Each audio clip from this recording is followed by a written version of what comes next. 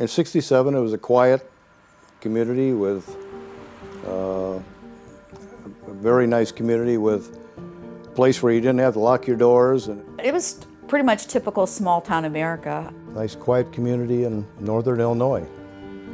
You know, it was a nice place to live. I'm Mike Doyle. I am a retired teacher and professional journalist. I've written several books, mostly about history of Boone County, including 2 tornado books at the 40th anniversary and the 50th anniversary. It was a Friday in April. It was a very warm and humid day, and what occurred was there was warm air coming up from the south, from the Gulf of Mexico, and a cold front was coming in from the north, from the northwest. It was an exceptionally warm day for April. It was hot and humid, and the sky was getting greener and greener. And there were a group of men on their afternoon break, and they were watching the sky, and they actually saw the tornado form. They saw these 2 large formations come together, and one turned to the other and said, "Boy, I hope it doesn't get to Belvedere." And of course, we know that it did. My mother came and picked me up from school, which she didn't normally do, but for some reason she did that day. And after she picked me up, we drove up to the high school to pick up my brother. School had just ended, and I had gone with my books to the front door, and as I approached the front door, I realized I had forgotten all my gym gear. I noticed people running up and down the hallways, and I was, couldn't understand why all the commotion. I then became aware that there were at least 1, and I think 2, as I recall, funnels on the ground approaching. my daughter wanted to run to the house right next to us. I said, no, we're going to stay here and we'll be okay. In retrospect, we wouldn't have had time to get in anywhere. We would have been in the open. When a tornado hits you, it's a train, and that's exactly what it is. It's a train going over your car. And it was quite obvious that I was not able to get to the car where my mother and sister were waiting to pick me up. So we stayed in the car. I had my dog with me. When the weather turned bad, I leaned over and covered her up because I wanted to protect her.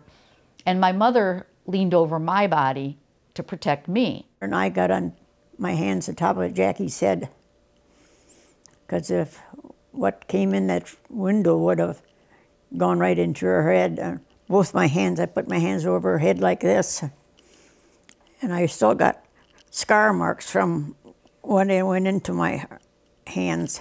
I quickly turned around. The wind was ferocious at the time. I noticed that my scalp and my head was being pummeled with debris and grit from the surrounding buildings that I later noticed that was just embedded in the skull. So I rolled down my windows a little bit. The pressure would get off the car, so you could feel it going up and coming back down again. And I started praying. The only thing that I heard above the train sound was my mother screaming the 23rd Psalm. Right out loud. Loud as could be, and I think Jackie was praying with me. I was helping people from the back of the school where the buses were that were starting to come in, getting them to that area, and I found a safe place underneath a pommel horse, feeling that was a safe place to hide. We felt stuff hitting the car and hitting us, but I didn't look. I was covered up and I didn't look, and I don't know what it was.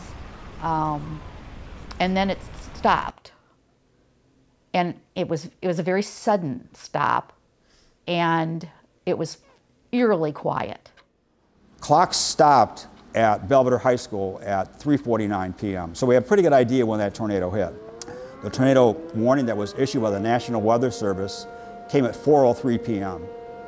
So there was no warning. If you took a map and you drew a line, you couldn't draw a more devastating line. It hit the Chrysler plant, hit a grocery store, hit a hospital, hit a large residential area, hit the high school at the time of day and when students were coming out of school and when school buses were lined up, getting ready to take kids home for the weekend. The instinct was to flee, and we couldn't get the car doors open. So we climbed out the windshield. After it was all over with, I had a half slip on that day, and I wrapped my hands in my slip, and we ran to the high school. Mom's hands were pretty much shredded from the debris that had hit her. And so we looked around, and people were heading toward the high school. The houses that had been there, 5 minutes ago, were all gone, which was hard because you thought, that's a permanent thing. And so how are we still alive if all these houses are gone? Going out to the rear of the school was really the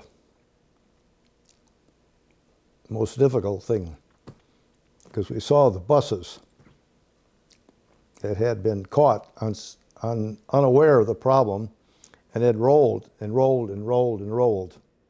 There was so much death and there's so many injuries that they had no way of bringing them out of, outdoors into safety inside. So they took off doors. And we started taking doors off from the gymnasium area and the physical education department to use as litters to bring the dead and injured people into the school. Once you got in there, it was pandemonium. Everybody was terrified. Nobody really understood what had happened. We got to the Highland Hospital, which had been hit, and I was bleeding pretty bad, and I think it was a veterinarian that sewed me up. We walked out of Highland Hospital. We didn't have a car. There was no way to get a hold of anybody. And a young kid said, "You guys need a ride?" I said, "Yeah, we do." And we got in his car and he took us home. My neighbor came over and washed my daughter's hair because I had my handprints were dried on her head. Were all dried on her head. And when she was washing my hair, she started crying. And I didn't know why. She says, "Because your mom's handprints are in the back of your head in blood." Because my mom had bled as she was protecting me, and her handprints were on the back of my head, and just really clearly. And Venice just couldn't take it.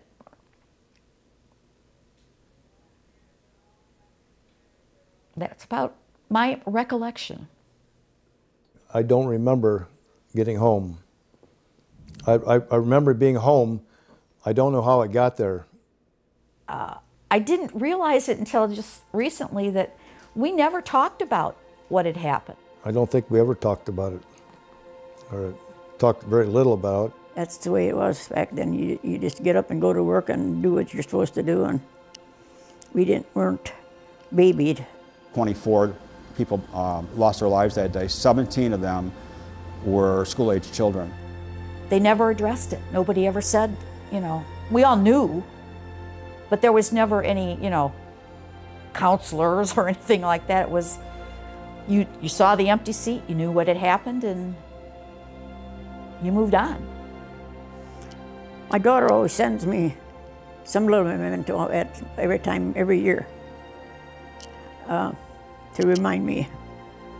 She is reminded of it too. I always remember it.